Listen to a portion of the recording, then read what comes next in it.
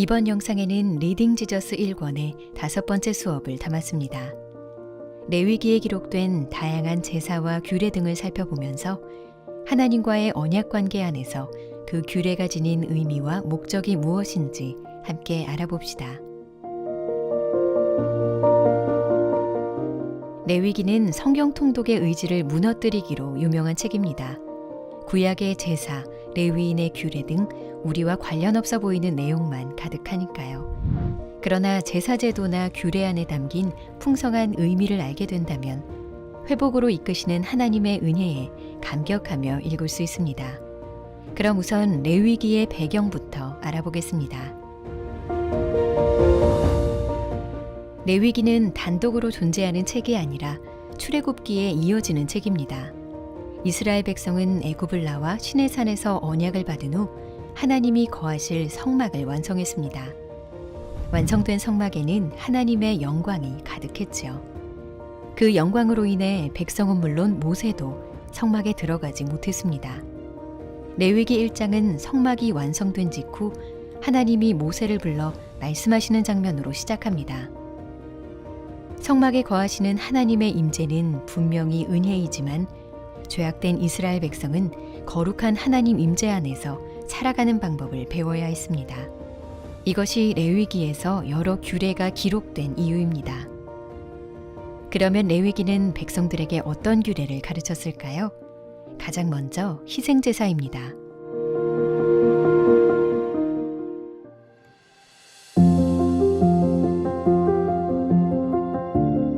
레위기는 이스라엘이 하나님께 드려야 할 희생제사의 방법들을 알려줍니다.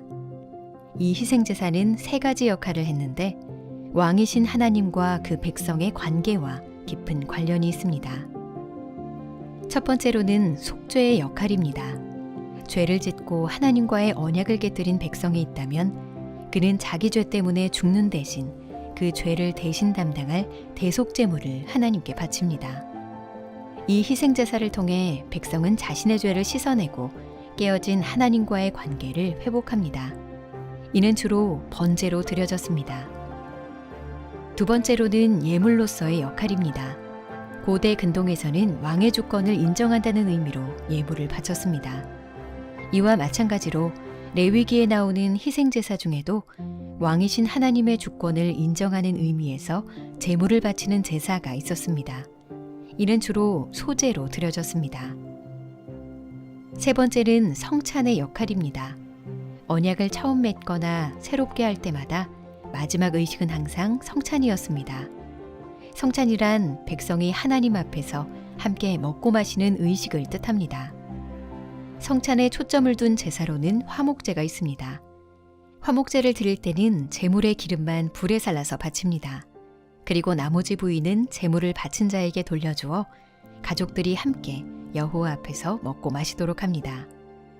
지금까지 본 3가지 측면을 종합하면 구약 성경의 희생제사가 어떤 역할을 했는지 알 수 있습니다. 이스라엘 민족은 희생제사를 통해 언약 관계 안에서 생겨난 불화를 치유하고 언약 관계에 따르는 의무를 이행하고 언약 관계로 인한 복을 누렸습니다.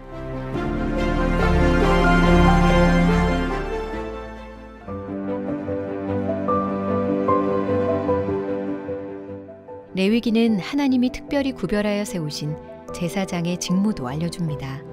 제사장은 이스라엘 공동체 안에서 많은 역할을 했습니다. 언약의 중재자로서 우림과 둠밈이라는 도구로 하나님의 뜻을 분별하고 하나님과 인간의 언약 관계가 깨졌을 때 희생제사를 주관하며 관계를 회복할 수 있도록 했습니다. 또한 율법과 은혜의 중보자로서 율법을 백성에게 가르치고 백성들을 위해 기도하고 단언하며 하나님의 말씀으로 백성들을 인도했습니다.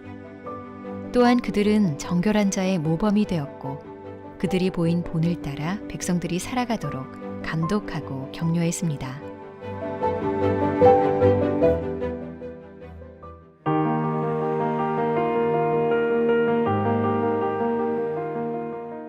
제사장의 역할과 자연스럽게 연결되는 정결규례와 부정규례는 사실 우리에게 쉽사리 이해되지는 않습니다.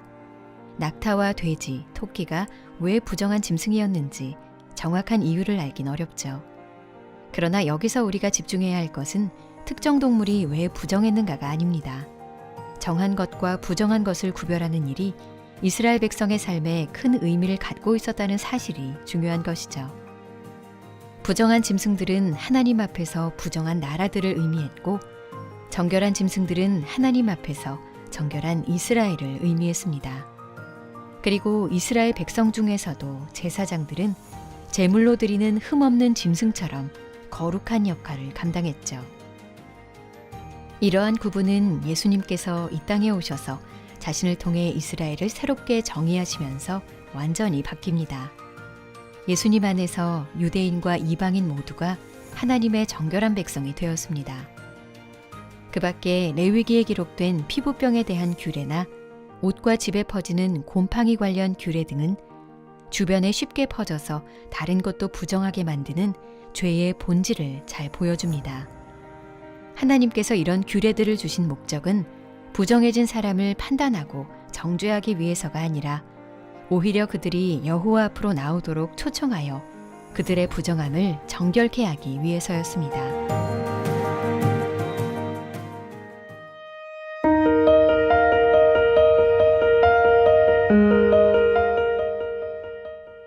정결규례와 부정규례들은 해마다 지키는 대속죄일과 연관되어 있습니다. 이 절기는 총 3가지 축제로 이루어지죠. 첫 번째는 나팔절로 나팔을 불며 하나님이 왕되심을 인정하고 그분의 통치를 기뻐하는 축제입니다. 두 번째는 대속죄일입니다. 9일 동안 금식하며 죄를 회개한 후 이스라엘 백성의 죄를 정결케 하는 의식을 치릅니다. 대제사장이 백성을 대표하여 자신의 죄를 먼저 씻은 다음 이스라엘 자손을 정결하게 하는 속죄제를 위해 염소를 바칩니다. 그리고는 살아있는 다른 염소 머리에 2손을 얹고 이스라엘 백성의 모든 죄를 아릅니다. 그리고 이 속죄 염소를 광야로 내보내 먼 곳으로 놓아줍니다.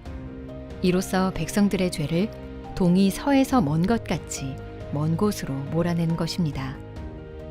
마지막 셋째는 초막절로 약속의 땅에 들어간 후에 지키라고 하신 축제입니다.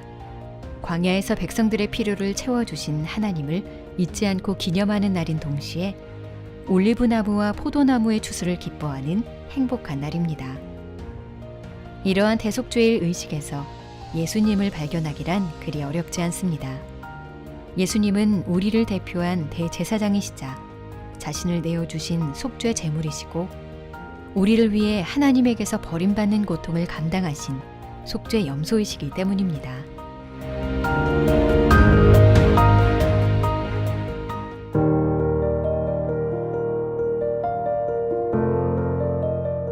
앞선 강의에서 이스라엘 3대 절기에 속하는 유월절과 초막절을 살펴보았습니다. 나머지 하나의 절기는 칠칠절로 추수를 감사하는 절기입니다.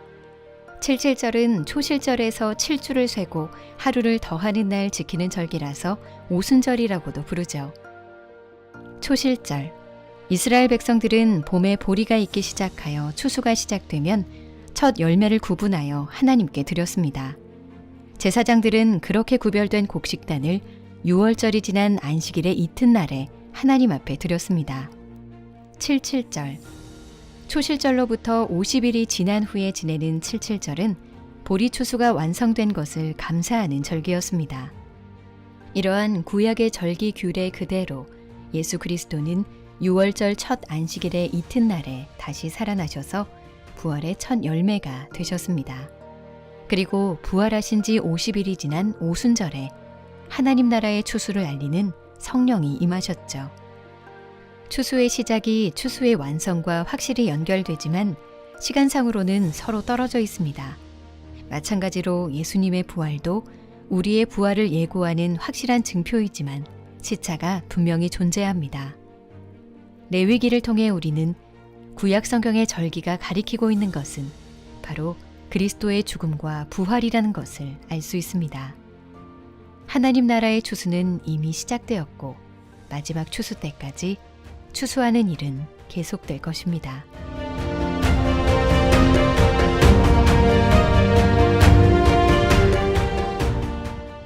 레위기의 희생제사들을 이해할수록 그리스도께서 그 모두를 성취하셨음을 깨닫습니다.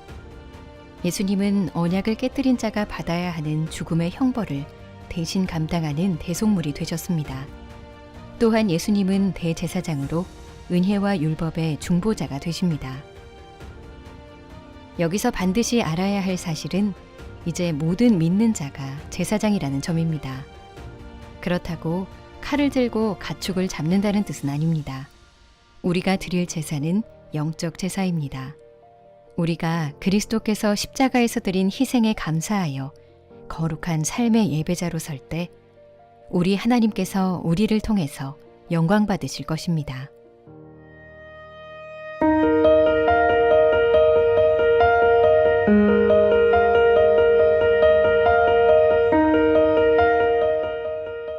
다음 영상은 리딩 지저스 1권 6번째 수업으로 민수기를 살펴볼 텐데요. 우리는 이스라엘 백성이 광야에서 끊임없이 불평하고 불순종하는 모습을 보게 될 것입니다. 그러나 그러한 불순종에도 불구하고 언약에 신실하신 하나님의 은혜와 사랑을 발견하게 될 것입니다.